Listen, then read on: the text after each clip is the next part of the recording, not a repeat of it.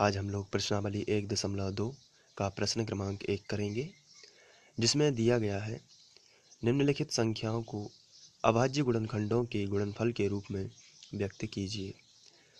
ये हमें कुछ संख्याएं दी हुई हैं। पहली है 140, दूसरी 156, तीसरी संख्या है 3825, चौथी संख्या है 5005 और पांचवी संख्या है 7429। इन्हें हमें इनके अभाज्य गुणनखंडों के गुणनफल के रूप में व्यक्त करना है। तो आइए सबसे पहला क्वेश्चन करते हैं। पहला क्वेश्चन है 140। तो इसके लिए हमें 140 के अभाज्य गुणनखंडों को निकालने के लिए गुणनखंड विधि का इस्तेमाल करना होगा। गुणनखंड विधि को आप साइड में कर सकते हैं या रफ में भी कर सकते हैं। तो 140, अगर इकाई अंक 0 है तो आपको 2 से भाग दे देना है। सबसे छोटी संख्या 2 से भाग देना है। और यदि 2 से भाग नहीं जा रहा है तो फिर आपको 3 से देना है। 3 से नहीं जा रहा तो 5 से। इसी तरीके से आपको क्रम बढ़ाते जाना है। तो यहाँ 0 है तो मैं 2 से भाग दूंगा। 2 सत्ते 14 और 0 ज्यों का त्यों। फिर लास्ट में 0 है इसलिए फिर से 2 से चला जाएगा। तो 2 3 6 बचा 1 हो गए 10। तो यहाँ पर 2 पंचे 10। फिर यहाँ लास्ट में 5 है इसलिए 5 से चला जाएगा। पौने 7 35 और फिर 7 एकम 7। तो 140 के अभाज्य गुणनखंड हमें मिलेंगे। तो हम यहाँ पर लिखेंगे 140 बराबर 2 गुणित 2 गुणित 5 गुणित 7। 2 गुणित 2 गुणित 5 गुणित 7। तो ये 140 के अभाज्य गुणनखंड है।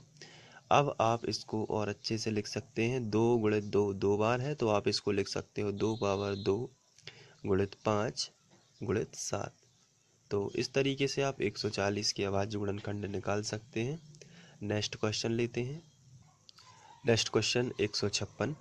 तो इसके लिए भी हमें पहले जैसा ही करना है। हम गुणनखंड विधि से इसके गुणनखंड निकाल लेंगे। तो यहाँ पर 156 लिख देते हैं और यहाँ सम संख्या है इसलिए 2 से भाग चला जाएगा। 2 सत्ते 14 बचा 1, 2 अट्ठे 16। फिर से सम संख्या है तो फिर 2 से भाग जाएगा।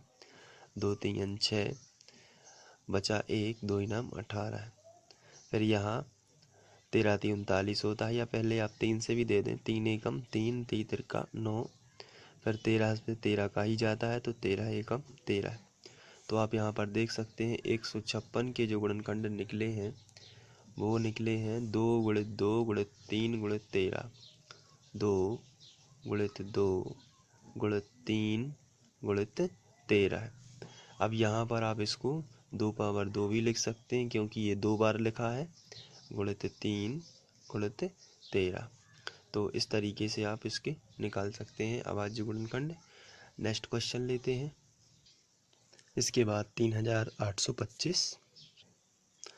तो इसके हमें अभाज्य गुणनखंड निकालना है सबसे पहले। तो हम यहाँ पर 3825 लिख लेते हैं। इसमें हमें 5 है इकाई अंक, तो आप 5 से और 3 से दोनों से ट्राई कर सकते हैं। पहले मैं 3 से ट्राई करूँगा। 3 एकम 3, 3 दूनी 6 बच जाते हैं 2, 3 7 21। फिर बच जाएगा 1, 3 5 15। फिर यहाँ हम 3 से ट्राई कर लेंगे। 3 चौके 12, 3 दूनी 6, 3 5 15। यहाँ भाग चला जाता है। फिर यहाँ 5 है, अब हम 5 से ट्राई कर लेते हैं। 5 अट्ठे 40 बचा 2, पचम 25। फिर यहाँ से 5 से हम देंगे। 5 एकम 5, पौने 7 35। फिर यहाँ 17 में 17 का ही जाता है। तो यहाँ हमने 3825 के अभाज्य गुणनखंड निकाले हैं। 3 गुणित 3 गुणित 5 गुणित 5 गुणित 17। तो इसको हम दूसरे तरीके से भी लिख सकते हैं। 3 पावर 2 गुणित 5 पावर 2 गुणित 17। ये बहुत ही सिंपल है क्योंकि हम लोगों ने पिछली कक्षाओं में गुणनखंड विधि की हुई है, तो इनको हल करना कोई मुश्किल काम नहीं है। इसके बाद नेक्स्ट क्वेश्चन लेते हैं। 5005 नेक्स्ट क्वेश्चन में। अब इसको हमें हल करना है। तो 5005 के हम लोग अभाज्य गुणनखंड निकालने के लिए गुणनखंड विधि का इस्तेमाल कर रहे हैं। 5005 लिखते हैं यहाँ पर। इकाई अंक में 5 है, इसलिए हम 5 से डिवाइड करेंगे। तो 5 एकम 5, डबल जीरो ज्यों का त्यों, फिर 5 एकम 5। फिर यहाँ आ जाता है 1001, तो इसमें 7 से भाग जाता है, आपको ध्यान रखना है। तो 7 एकम 7, यहाँ पर बचे 3, तो हो जाएंगे 30, 7 चौके 28 और 7 तिया 21। इसके बाद आगे बढ़ते हैं। तो ये 11 से जाता है इसमें, तो 11 एकम 11 और 11 तिया 33। इसके बाद यहाँ जाएगा 13 से, 13 एकम 13। तो ये 5005 के अभाज्य गुणनखंड को हम इस तरीके से लिख सकते हैं, 5 गुणित 7 गुणित 11 गुणित 13। तो इस तरीके से हम इसको लिख सकते हैं। आगे बढ़ते हैं। नेक्स्ट क्वेश्चन 7429, इसको भी हमें सॉल्व करना है। तो इसके लिए हम 7429 के अभाज्य गुणनखंड निकालेंगे गुणनखंड विधि से। 7429 में हम सबसे पहले यहाँ जो ये एक ऐसी संख्या है कि इसमें 17 से भाग जाता है, तो यहाँ से ट्राई करते हैं।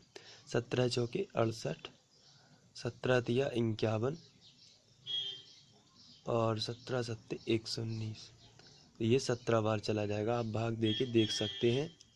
इसके बाद ये 437 है, इसमें 19 से भाग जाता है। कुछ संख्याएं ऐसी हैं जो आपको ध्यान ही रखना पड़ेगा। यहाँ आएगा 23 और फिर यहाँ से 23 एकम 23। तो इस तरीके से हमें इस संख्या का ध्यान रखना है कि 17, 19, 23 इन तीनों से भाग जाएगा। एग्ज़ाम में अगर ये क्वेश्चन आता है तो आप समय ख़राब ना करते हुए इसको थोड़ा सा ध्यान में रखेंगे कि ये संख्या ऐसी है जिसमें ये तीन संख्याएं जो हैं अलग अलग, इससे भाग जाता है। तो 7429 जो है इसके जो गुणनखंड आएंगे वो आएंगे 17 गुणित 19 गुणित 23। इस तरीके से इसके गुणनखंड आ जाएंगे। तो प्रश्नावली 1.2 का प्रश्न क्रमांक 1 यहाँ पर समाप्त होता है।